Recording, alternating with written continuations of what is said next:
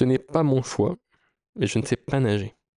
Alors, le sujet de la vidéo du jour est celui du choix, de la contrainte et de la manière peut-être dans la vie de trouver son chemin, de trouver une chose qui nous plaît, que ce soit en amour, dans le travail ou dans toute autre forme qui nécessite une décision ou un choix. Cette vidéo ne vient pas par hasard parce qu'elle fait écho à une discussion que j'ai eue récemment avec l'une de mes copines. Cette copine me disait: je suis pas sûr de savoir quel travail j'aimerais faire, quel travail m'apporterait satisfaction tout en m'apportant un bon salaire et une forme d'épanouissement. Et au bout de cette discussion, il en est ressorti une chose. C'était que, comme mon amie avait pas mal de compétences et un excellent CV, eh bien, elle avait une myriade de possibilités. Et donc, le choix devenait difficile. Une bonne analogie pour ça, c'est quand vous allez commander de la nourriture sur Uber Eats ou Deliveroo. Ou alors quand vous allez sur Netflix et que vous allez pour regarder un film ou une série. Eh bien, je pense que dans ces systèmes où il y a trop de choix, il devient impossible de faire un choix. C'est-à-dire que une infinité d'options vous empêche de vous concentrer sur une option qui pourrait être bonne pour vous. Par exemple, quand vous allez sur Netflix, vous allez scroller, scroller, scroller, scroller. Il y a des centaines de films, tous ont l'air géniaux. Il y a plein de descriptions, tous c'est des blockbusters à la hollywoodienne. Eh bien, au final, il y en a tellement que on ne sait plus sur quoi se concentrer. On ne sait plus ce qui nous plairait. On ne sait plus sur quoi s'attarder. Et c'est pareil. Moi, par exemple, quand je suis ici en Thaïlande, je vais sur mon application de nourriture, sur Grab, et je vois, j'ai des centaines et des centaines de restaurants. Tous proposent des repas différents, à différents prix, avec différentes images. Et en fait, plus je scrolle, plus je regarde et plus j'essaye de choisir, et moins j'arrive à choisir. C'est curieux quand même, ce paradoxe du choix. Plus on a le choix, et plus il est difficile de choisir. Alors, moi j'aimerais vous inviter à faire une expérience de pensée, peut-être, à faire une expérience d'implémentation de stratégie de sélection qui pourrait être différente pour vous. Cette expérience est la suivante, c'est de fonctionner à l'inverse, de fonctionner à la contrainte.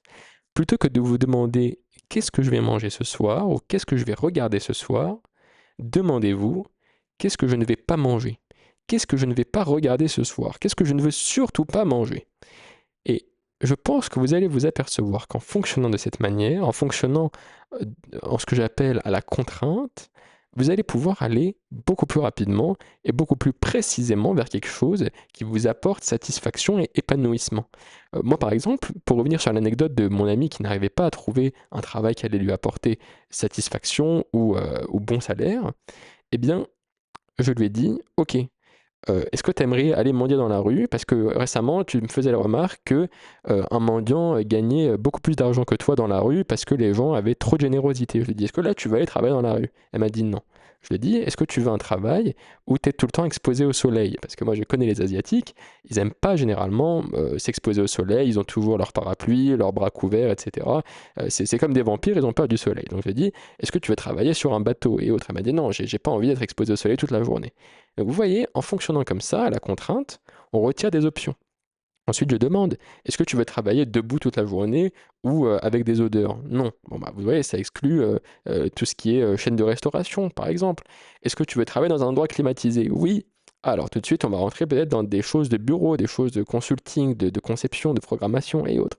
Et donc, en fait, en posant des questions qui viennent contraindre le choix, on converge généralement vers un choix qui est le bon pour nous, ou un choix qui nous apporte satisfaction. Parce qu'en fait, on est dans une démarche qui est différente de la première. La première démarche est celle de se dire, qu'est-ce que je vais faire? Qu'est-ce qui me plairait? Vers quoi j'aimerais m'orienter? Et en fait, c'est une démarche dans laquelle on a souvent tendance, je pense, à perdre du temps. Perdre du temps parce que on va aller de piste en piste, et puis arriver au bout de chaque piste, on va se dire, oh non, ça me plaît pas. Oh non, c'est vrai, il y a ça qui me bloque. Et puis après, on va revenir sur nos pas, et puis on va oublier les raisons qui nous avaient bloqués, et en fait, on fait que perdre du temps. Une analogie, ce serait de dire, ouais, peut-être que j'aimerais manger des sushis ce soir. Et puis après, je vais regarder le menu pour les sushis. Et puis, je vais trouver qu'il y a quelques sushis qui me plaisent et d'autres qui me plaisent pas. Bon, allez, les sushis, je vais oublier, je vais essayer d'aller voir pour les viandes. Ah, ça a l'air pas mal, il y a du porc et tout. Ah, mais c'est vrai, le porc, j'en ai déjà mangé la semaine dernière. Ok, je vais passer aux glaces. En fait, vous voyez comme ça, on fait que passer d'une étape à une autre, et puis plus on passe d'étape en étape, plus on oublie même ce qu'on avait décidé dans les étapes passées. Alors qu'en fait, si on fonctionnait de la manière inverse, qui est celle de la contrainte, on pourrait simplement se dire, alors ce soir, qu'est-ce que j'ai pas envie de manger? Ok, est-ce que j'ai envie de manger de la pierre? Non, je plaisante. Évidemment, je pense que personne n'a envie de manger de la pierre, peut-être, hormis les Chinois qui ont cette tendance en ce moment sur les réseaux sociaux à faire cuire des pierres avec des épices et des bouillons. Et ça, c'est autre chose. En fait, on pourrait simplement se demander, est-ce que ce soir, j'ai envie de manger de la pizza? Non. Est-ce que j'ai envie de manger froid? Est-ce que j'ai envie de manger chaud? En fait, en se posant des questions spécifiques auxquelles on peut rapidement répondre par oui ou par non, on va converger vers une solution qui est peut-être une solution unique ou une solution parmi d'autres, mais qui en tout cas répondent à un ensemble de contraintes. Et en fait, c'est quelque chose qu'on fait même dans le milieu professionnel. Vous savez, par exemple, quand on va trouver un prestataire, on va demander, oui, il faut que ce prestataire, il sache faire telle chose, il faut qu'il connaisse telle technologie, il faut qu'il s'y connaisse sur tel matériau. En fait, on vient avec des contraintes. Donc, c'est une chose que j'aimerais vous inviter à faire. Si vous ne savez pas comment vous en sortir ou comment avancer vers telle ou telle direction dans la vie, est-ce que je devrais prendre tel travail? Est-ce que je devrais bouger vers telle ville? Est-ce que je devrais aller dans tel pays ou me marier avec telle personne? Fonctionner à la contrainte. Est-ce que vous accepteriez une partie négative ou positive de telle ou telle direction que vous allez prendre? Je pense que c'est une manière plus saine, plus rapide et surtout plus efficace d'avancer et de prendre des décisions. Une analogie que j'aimerais donner à ce sujet, c'est une qui me concerne directement. Il faut savoir que je suis quelqu'un qui aime toucher à tout, qui aime faire pas mal de choses différentes et ça m'a donné beaucoup de choix et surtout beaucoup d'opportunités dans la vie. Dans mes sociétés, dans mes travaux, dans mes contrats de travail par le passé, dans mes prestations. Ça m'a permis de vraiment toucher à beaucoup de corps de métier parce que j'ai souvent été très curieux, très travailleur et donc j'ai pu acquérir énormément de compétences différentes mais toujours à des niveaux très poussés. Et en fait, le problème que ça a posé, c'est qu'est venu un moment où je me suis dit, mais j'ai envie de faire quoi dans ma vie? J'ai l'impression que je réussis dans tout, j'ai l'impression que mon travail en tout cas me permet d'aller dans n'importe quelle direction, mais dans quelle direction j'ai envie d'aller personnellement? Et vraiment, c'est une question qui m'a fait tourner en rond pendant des nuits et des nuits. Et un jour, j'ai eu cet éclair de lucidité, de fonctionner à la contrainte, de me dire, qu'est-ce que je n'ai pas envie de faire? Et puis en fait, automatiquement, ça m'a très rapidement amené vers ce que je fais aujourd'hui. Donc qu'est-ce que j'ai pas envie de faire? Moi par exemple, j'ai pas envie d'être contraint par une présence physique, donc je fais un travail en ligne. J'ai pas envie d'être contraint par un bureau avec des collègues. Et ben c'est pas compliqué, j'ai ouvert ma société, j'ai employé des gens, mais j'ai pas cette contrainte d'aller dans un bureau et de faire de la politique et du social avec des personnes dont je m'en fiche complètement. Donc, ensuite, je me suis posé la question, est-ce que j'ai envie que ce travail soit dans une certaine langue? Alors, visiblement, le français serait plus facile, mais l'anglais également. Est-ce que j'ai envie que ce travail ait un niveau de rémunération minimum?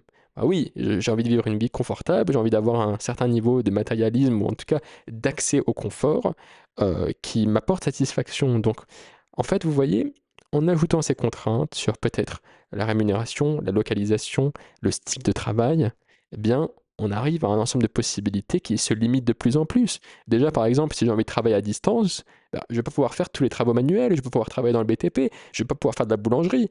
J'ai envie de travailler à des horaires qui sont absolument loufoques. Il y a des jours où j'ai envie de travailler à 4 heures du matin, des jours où j'ai envie de travailler à midi.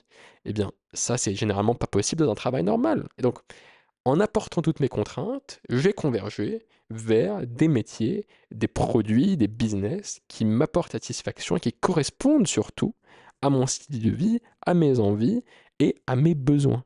Et donc, cette approche par la contrainte m'a permis d'avancer euh, mieux et plus en accord avec ma propre personne. Et donc, c'est ça que j'aimerais vous inviter à faire.